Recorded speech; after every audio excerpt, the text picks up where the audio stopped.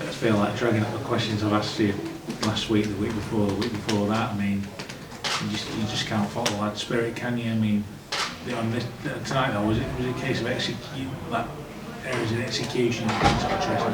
Oh, 100%. I think we created quite a lot of opportunities in the first half, in particular, and you know, again, it's hard to not look back and say, well, if you had different personnel, some X factor in there, then you probably nailed a few of them. But I think overall, we would, if we were going to, you know, really try and hold our standards and learn and get better, then we would be saying, obviously, completion. We turned over quite a bit of ball in some poor areas and give them enough, you know, too much field position and opportunity that a team like Leeds will always punish you eventually.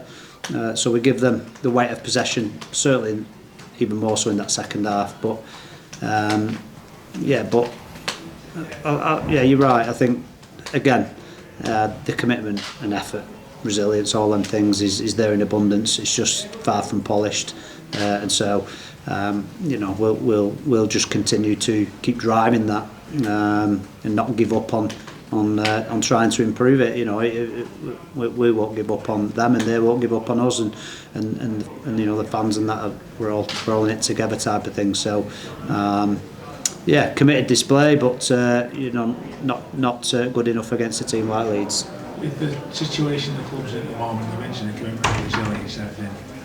With the situation the club's in at the moment, do you think there may come a point where that commitment and resilience may start to wane in one or two of them?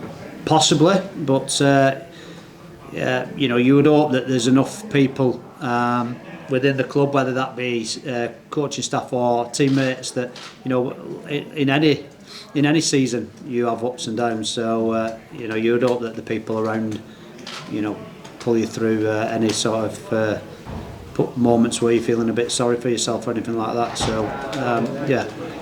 Just on the club, I mean, was it right? It was met with the owners on Tuesday, was it? I think it might be Tuesday. Yeah. Not the owners. The I don't know, the people who bring the owners. Yeah. What was the reaction to?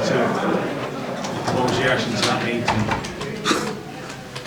What was the reaction to what was said? Was it what you were expecting, or was it something you weren't expecting, or? The meeting was really good, and they gave a very honest assessment of where things were at, and as you know, so no, it was a good meeting and confirmed probably what, you know, we already knew. Is it right, because you said, I think after Wigan you were working till mid-April timeline, it's now moved back to three weeks a month, hasn't it? I don't know. May, who said that? Someone with the close to the group said we'll be working towards mid-May thing now. I have no idea. My head was working towards middle of April, so you know, I don't know. I turn off all my news feeds these days, so on rugby league, and so it keeps my head clear, and I get headspace by not reading stuff. So I just take every day as it comes and work it from there.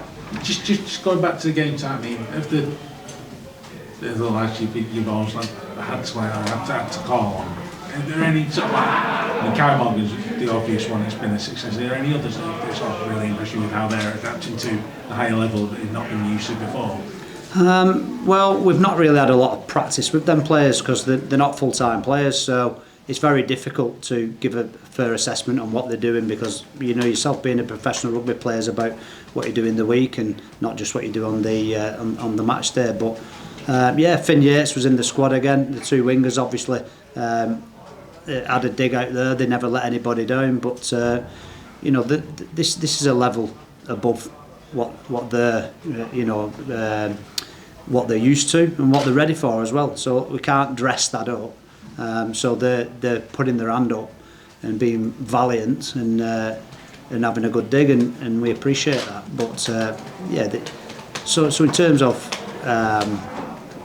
people, you know, maybe coming to the fore and you're seeing something that maybe have a future. I don't know.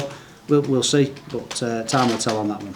You said that some lads say that aren't full-time players. Are we talking literally lads who like working day job and so, like I said, they've done a shift of work today and they play tonight? Yeah, of course, the 3 or 4 of them boys in there today.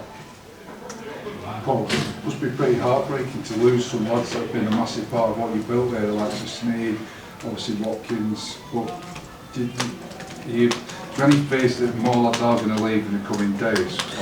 Well, we've all the big money players have left, so probably puts a little bit more of element of control in our power now. So I think that team that played today was about 780 grand. So I'm not sure you can get much lower than that in terms of cost or cap. So, but yeah, of course we don't want anyone to leave. And the team that we had at the beginning of the year was obviously a team that we felt confident we were going to go and have a crack at some silverware. But there's probably 10 teams won't win a trophy this year, and if you're not winning, you're failing. And so we'll be 1 of 10. It just looks a little bit different for us. Do you think the bigger picture, do you believe, or do you hope there is light at the end of the tunnel and this whole saga will be resolved and there'll be a positive outcome in the end?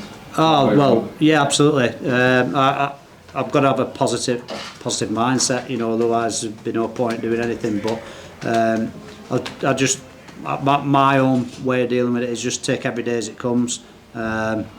I'm doing a job that I love with a group of people that I love, and as always, it's a privilege and an honour to do the job that I do. So I'm not gonna start sulking at all. There's a lot of people in a lot worse positions. So no, it's I'll be letting people down if I had anything negative. My mindset's positive all the time. Paul, you just got an update on Ryan Briley, please.